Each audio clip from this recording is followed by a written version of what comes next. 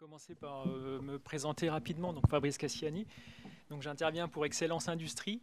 Et donc Excellence Industrie, c'est un groupement de 6 entreprises donc, qui ont décidé de faire de l'innovation collaborative. Je les cite rapidement, donc EDF, SNCF, Bosch, Vicat, HEF et Serfim. Donc ils ont décidé de se localiser ici, au campus Région du Numérique. Et donc ils sont tournés vers la réindustrialisation du territoire à travers 4 axes, 4 grands axes de travail. La décarbonation, l'économie circulaire, le numérique responsable et l'industrie 4.0. Donc c'est aussi grâce à Excellence Industrie que j'ai pu réunir ce beau panel aujourd'hui. Alors on avait prévu de faire quelque chose d'assez interactif, mais grâce au numérique. Et comme le numérique réserve toujours des petites surprises, on va un petit peu modifier notre séquence. Donc Claire, qui est à distance, va faire une présentation.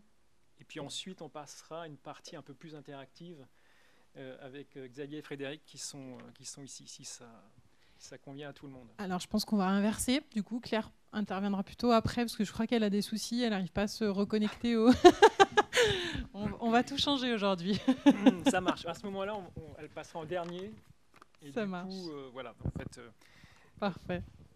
Donc, ce que je propose, c'est que vous commenciez par vous présenter, chacun des deux, donc en disant qui vous êtes et quelle est votre feuille de route par rapport au numérique responsable dans vos structures.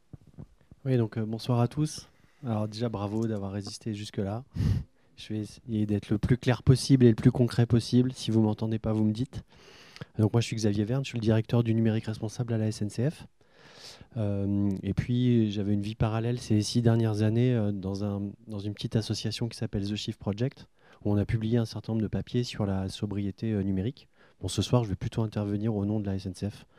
Voilà. Et puis nos clients, donc vous pensez à tous les voyageurs que vous êtes, on a aussi dans nos clients les autorités organisatrices voilà, qui nous font des cahiers des charges par rapport à l'offre de transport qu'ils veulent offrir à leurs administrés. Voilà.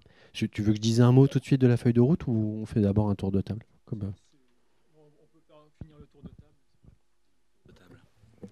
Bonjour, je m'appelle Frédéric Fléchon, je suis dirigeant de la société REI Industrie. Alors REI Industrie, R pour réemploi, E pour équipement et un I pour industriel. En fait, mon entreprise va démonter, racheter des lignes de production qui sont devenues obsolètes, trop vieilles. Et l'idée, c'est de les démonter complètement pour en ressortir des produits industriels, électroniques de préférence, pour les réemployer sur du dépannage ou sur du prolongement de lignes de vie. Aujourd'hui, REI Industrie, c'est 20 000 références et 40 000 articles. Voilà. Super, merci. Donc, première question, c'est depuis quand votre entreprise est engagée dans le numérique responsable? Pour Frédéric, ça va être quand est-ce que vous avez démarré votre activité? Et quelles ont été finalement les premières mesures que vous avez mises en marche, en œuvre? Je démarre peut-être, oui. Première mesure, bilan carbone. Donc la démarche numérique responsable SNCF, elle date d'il y a 3 ans. Comme d'habitude, on est une grande entreprise, mais sous l'impulsion de quelques personnes qui se sont dit ce sujet-là, c'est probablement un risque à venir et probablement une opportunité de commencer à regarder avec des premiers enjeux. On a commencé par un bilan carbone. En vrai, donc il y a une question tout à l'heure sur finalement comment le numérique aide à économiser du CO2. En macroscopique mondial, il y a plein d'études qui sont parues qui disent 1 gramme de CO2, c'est 10 grammes, dans le numérique, c'est 10 grammes de CO2 d'économiser dans les autres secteurs. Bon, ces études-là, elles ont été complètement démontées par l'expérience et puis par d'autres papiers académiques. Donc à la SNCF, on s'est dit, faisons un bilan carbone le plus sérieux possible. Il y a eu une autre question qui a eu lieu tout à l'heure sur finalement bilan carbone en grand ou bilan du numérique. Donc là, il faut regarder dans certains business le déplacement des collaborateurs.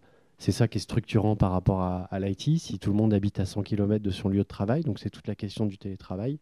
Donc nous, à la SNCF, on a regardé où était une grande masse de notre informatique. Et la SNCF est une entreprise digitale. On a un réseau de fibre optique qui court le long des voies à travers tout le pays. Vous voyez des équipements dans les gares. Donc il y a que Romuald ou d'autres. Avant, on parlait des bornes. Je sais pas, c'était pas toi, Romuald, c'était le collègue. On a tout un tas d'équipements qu'on donne à nos collaborateurs pour qu'ils puissent répondre aux clients sur les horaires ou sur une situation de plan de transport adapté.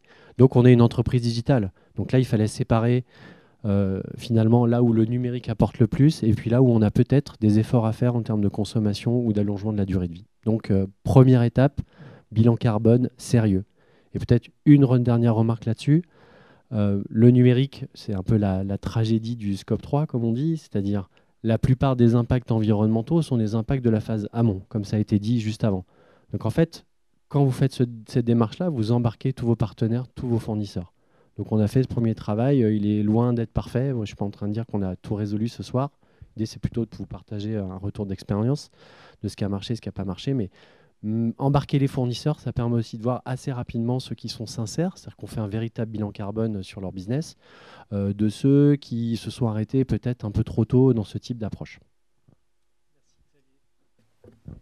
Du coup, Frédéric, le démarrage de votre activité? Alors, le démarrage s'est fait en 2 étapes en fait. La première étape, c'était en 2014 sur des événements et à la fois professionnels et à la fois personnels qui ont fait que j'ai voulu changer un peu de vie.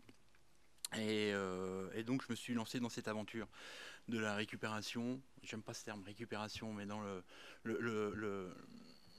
la revalorisation d'équipements industriels et électroniques. Très vite, j'ai commencé à prendre du stock et beaucoup de produits. Ces produits, j'étais pratiquement le seul dans l'entreprise à savoir d'où ils venaient, ce que c'était et à quoi ces produits pouvaient servir.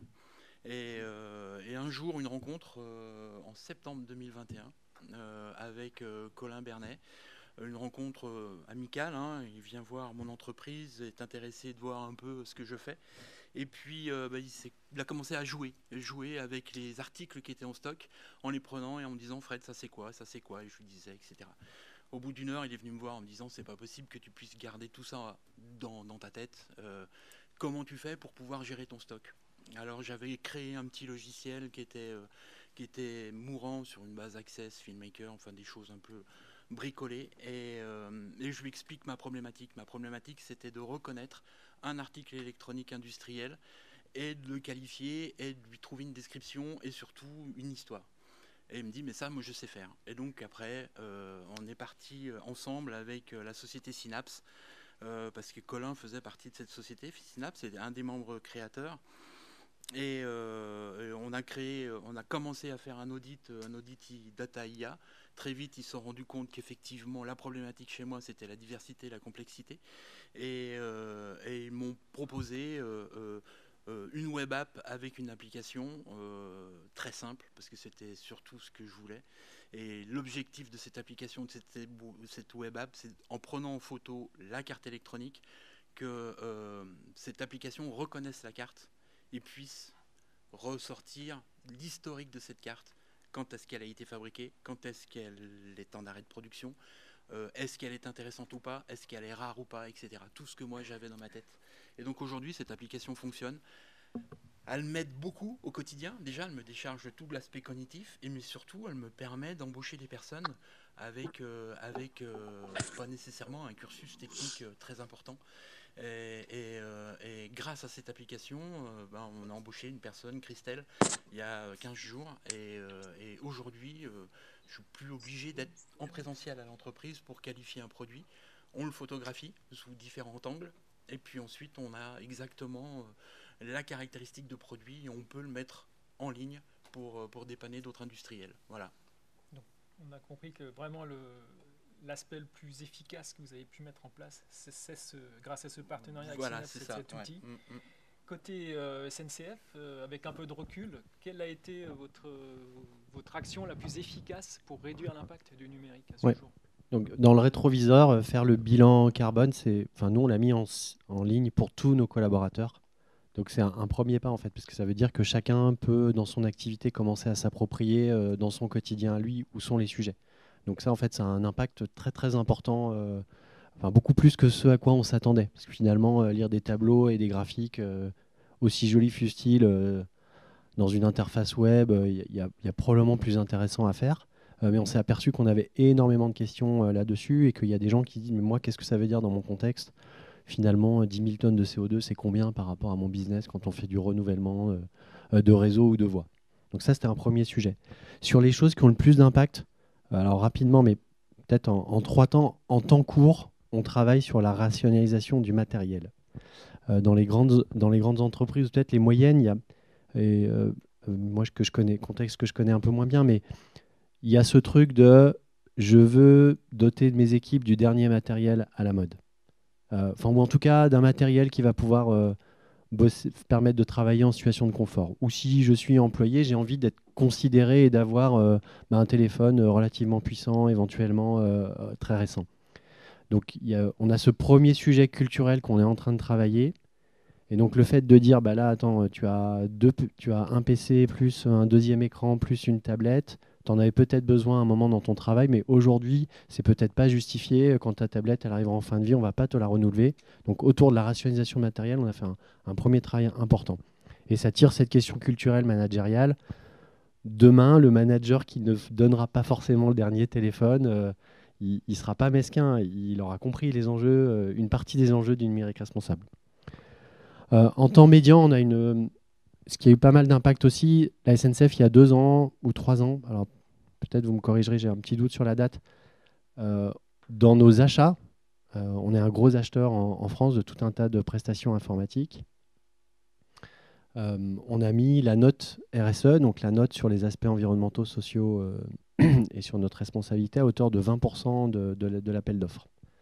Donc au début, on nous a dit vous êtes fous. Les fournisseurs nous ont dit en fait vous nous challengez vachement, on ne sait pas forcément quoi dire.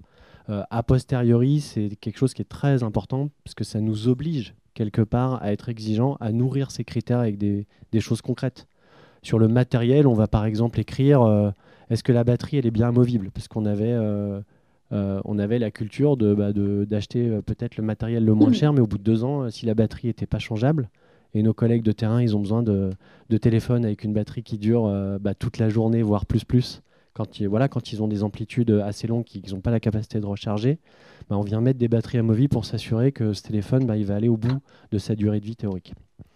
Donc voilà, en temps médian, notre stratégie achat. Et peut-être en temps long, si on doit se fixer quelque chose, on a démarré les travaux sur le BIOD, donc Bring Your Own Device. Alors qu'on tord un peu... en tout cas, on est en phase d'expérimentation autour de l'idée suivante. On a un certain nombre de prestataires qui interviennent pour nous en informatique ou qui viennent faire du conseil pour nous et qui amènent, dont on dote de PC pour qu'ils accèdent aux ressources de la SNCF. Parce qu'on a des données confidentielles qu'on n'a pas envie de donner à tout le monde ou qu'elles se retrouvent sur n'importe quel PC. Et donc, on souhaite aller vers... pourquoi cette personne qui intervient chez nous, elle a son PC de son entreprise plus le PC de la SNCF. Quelque part, pour se connecter à Teams, si je caricature. Pour avoir le VPN, éventuellement, pour accéder à certains systèmes critiques de la SNCF. Donc voilà, comment on fait pour que demain, nos prestataires, on les dote plus forcément de matériel SNCF et qu'on mutualise bien leur matériel qu'ils ont déjà. Et donc ça, on est au tout début. On lance cette offre auprès de tout un tas de prestataires actuellement.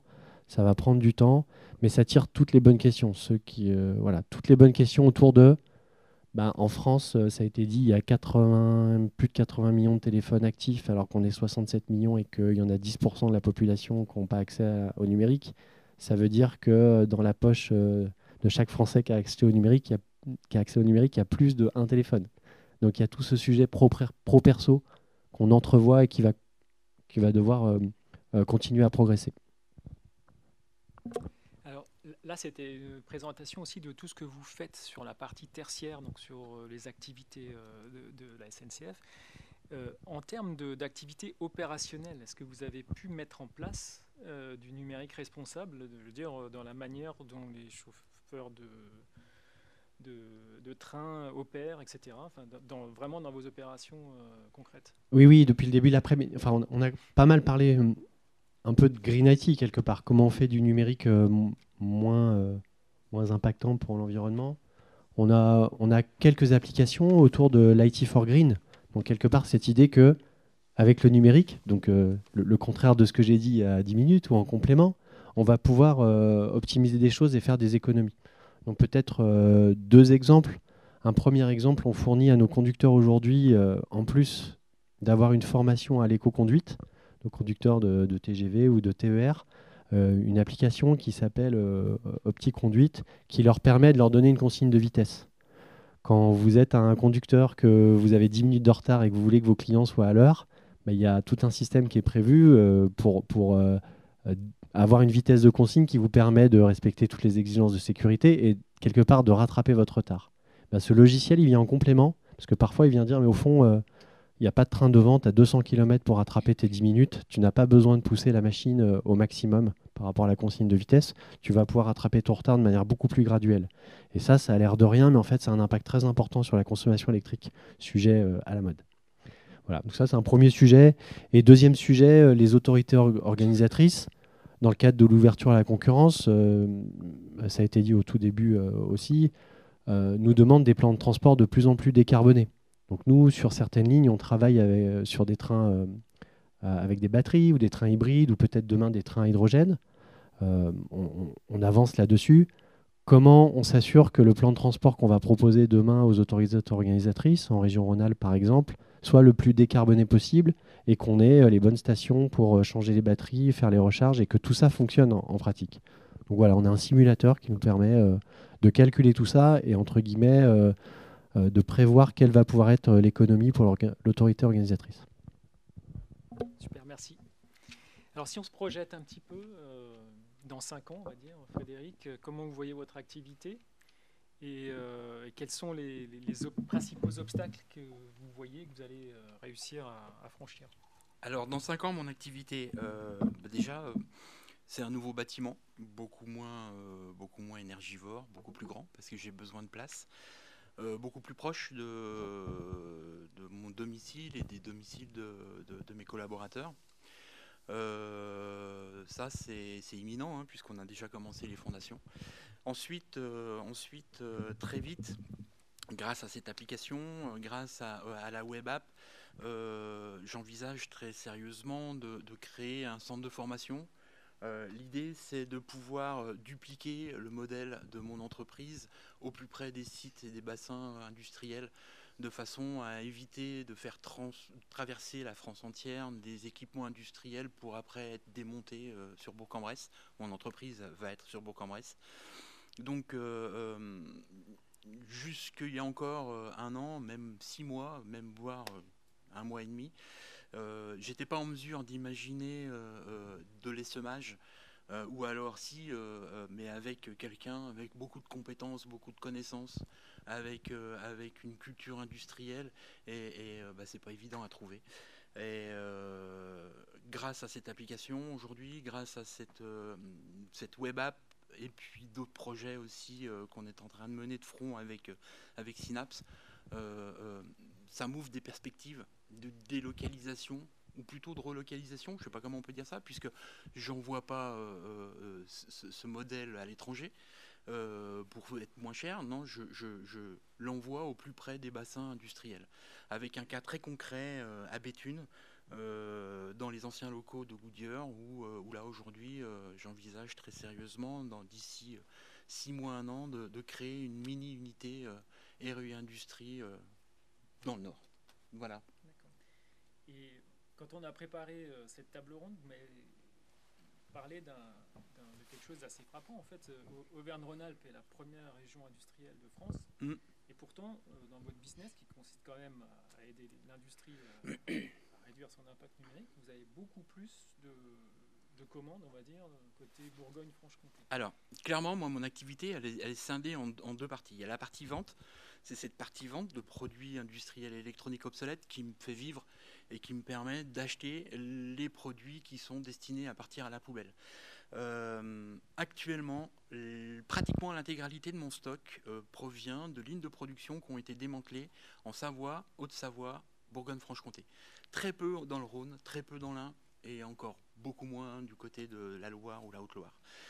Quand je me positionne dans des entreprises, ou quand je vais voir des entreprises pour leur proposer de racheter leurs équipements industriels, souvent les industriels, enfin quand je dis souvent, c'est pratiquement tout le temps, les industriels indinois ou les industriels du Rhône préfèrent confier leurs vieux outils de production aux ferrailleurs, tout simplement.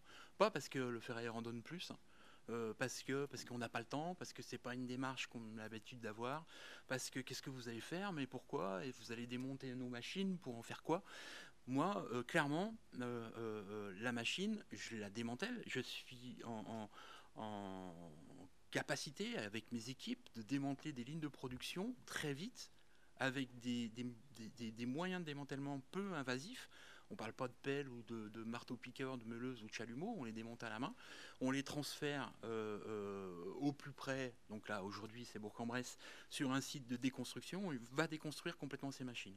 Et effectivement, lors de la préparation de cette table ronde, je disais que l'intégralité de mes produits viennent de régions très proches de la nôtre, hein. Je suis un Dinois, mais plus Jura, Haute-Saône, Saône-et-Loire, Savoie et Haute-Savoie, et j'arrive pas à expliquer pourquoi.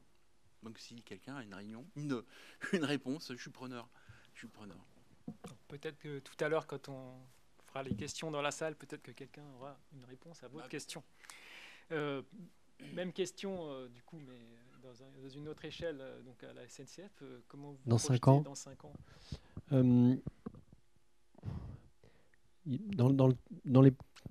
dans les prises de parole précédentes, il y a eu beaucoup de questions autour de la formation à l'éco-conception. Donc, si je devais rêver un peu, je dirais que je ne serve plus à rien, au fond. C'est-à-dire que l'éco-conception dans l'IT se soit intégrée par tous les collègues qui font de l'IT et même les collègues du métier en face qui expriment des besoins et qui veulent des nouvelles fonctionnalités. Et ça va prendre du temps. Alors, c'est passionnant, on fait de la sensibilisation tous azimuts.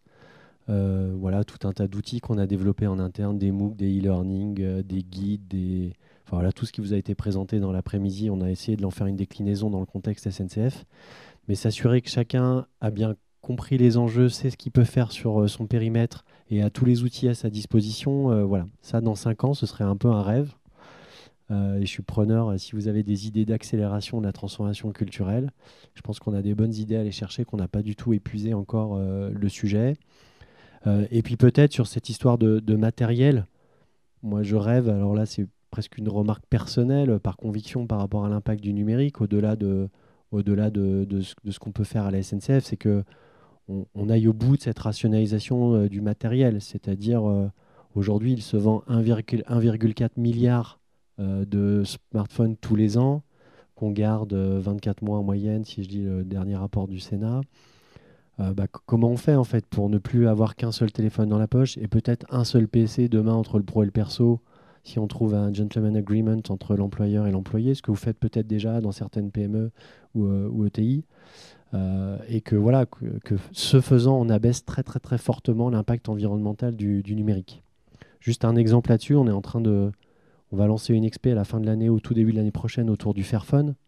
Donc c'est l'instant promo Fairphone. Enfin, j'ai pas de part du Fairphone, mais voilà un projet qui essaye de se dire, ok, on fait bouger les lignes. Ce Fairphone, c'est le téléphone éco-conçu qui est réparable.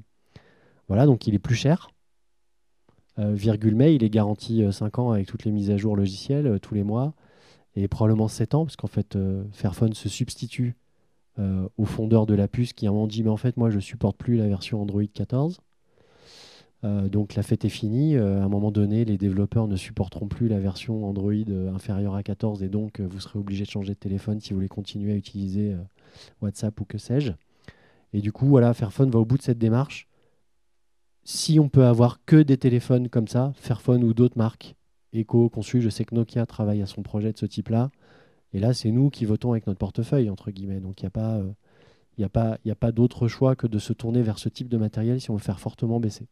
Donc voilà, un rêve, beaucoup moins de matériel, beaucoup plus mutualisé entre le pro et le perso, ou avec 2 SIM qui permettent de faire cette mutualisation facilement, et du coup un impact environnemental collectif drastiquement diminué par rapport à aujourd'hui.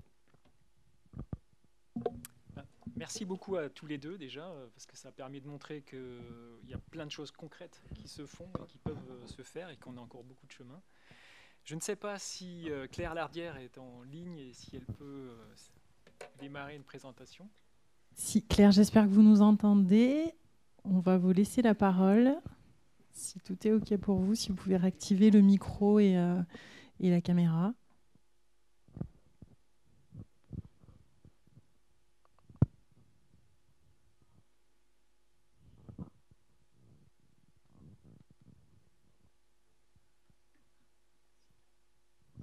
Claire, vous nous entendez? Alors, bonjour, est-ce que vous m'entendez? Moi, malheureusement, j'ai un problème, je ne m'entends pas dans la salle. Donc, si vous On vous pouvez, entend, je Claire. regarde le chat des questions-réponses, si vous pouvez me pas. confirmer. De notre côté, Parfait. on vous entend. C'est tout bon. Donc, j'espère que je ne coupe pas la parole dans la salle. Si vous voulez, je vais dérouler ma présentation qui va répondre aux questions que Fabrice vous avait posées aux deux intervenants sur la scène. Alors, je vais regarder si du coup il y a mes slides également. Parfait, merci pour la confirmation. Est-ce que du coup, je vais attendre que vous mettiez le premier slide?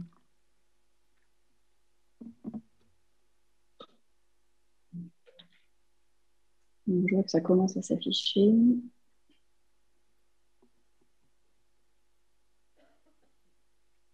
Parfait, merci. Je vois bien.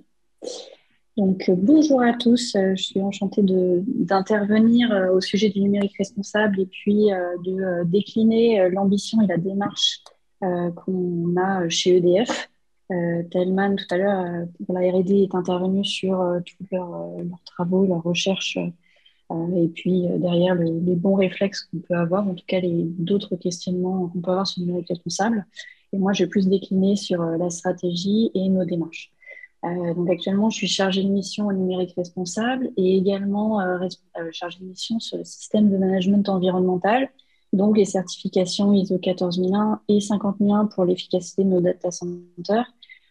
Ces trois casquettes en fait forment un tout, puisque on a commencé par des certifications de nos data centers ISO 50001 depuis 2015 et qui contribuent aujourd'hui à des axes de développement du numérique responsable.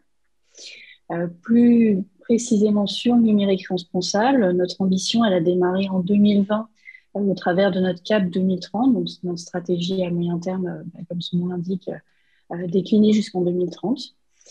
Cette ambition elle est également renforcée par la signature de notre directrice membre du COMEX sur notre charte numérique responsable de l'Institut numérique responsable auquel il y avait une intervenante tout à l'heure.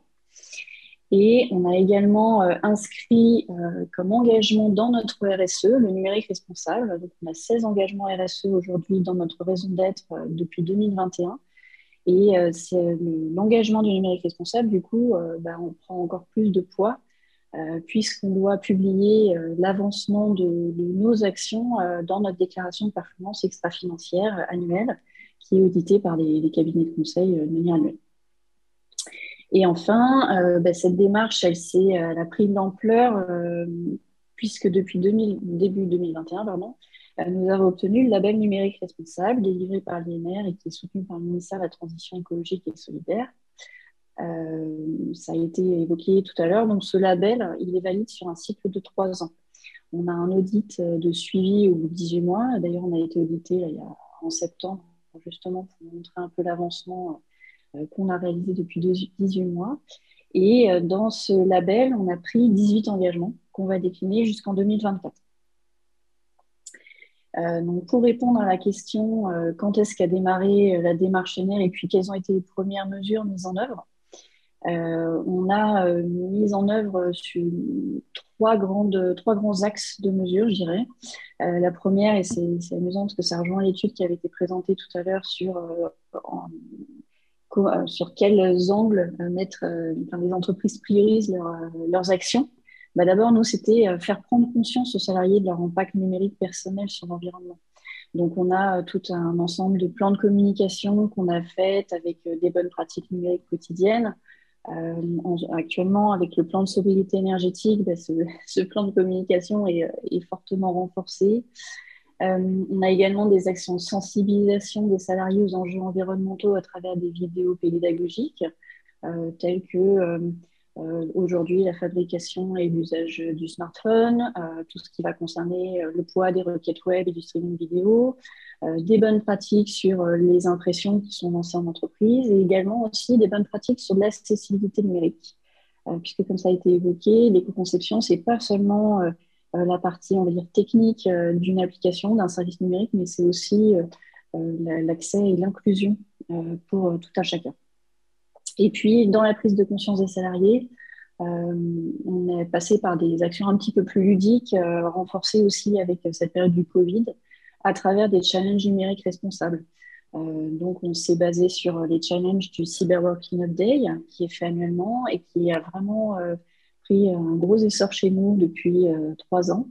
Donc, principalement autour du nettoyage des données utilisées sur nos outils collaboratifs comme le SharePoint, le Teams, également des déclinaisons de désabonnement des newsletters qui sont inutiles, ou même la limitation de l'usage des pièces jointes lors des envois de mails. Donc ça, c'était un premier axe sur la communication, on va dire. Le deuxième axe qui est fondamental, puisqu'on a parlé tout à l'heure du poids de la fabrication de ces outils, des équipements IT, c'est réduire les impacts environnementaux de notre bureautique. Donc le parc, aujourd'hui, ça concerne à la fois tout ce qui va être téléphonie mobile, nos postes de travail, nos moyens d'impression, et sur l'ensemble du cycle de vie. Donc, par exemple, sur la partie poste de travail, aujourd'hui, le parc EDF, c'est 100 000 PC, dont plus de 50% qui sont déportables. Donc, on a regardé pour prolonger la durée de vie de ces équipements au travers de nos marchés. Et puis, j'y reviendrai tout à l'heure, on a fait également une expérimentation. Alors oui, c'est le slide... non, c'est le... Revenez... Non, là, on est sur la fin... Voilà, celui-ci. Merci.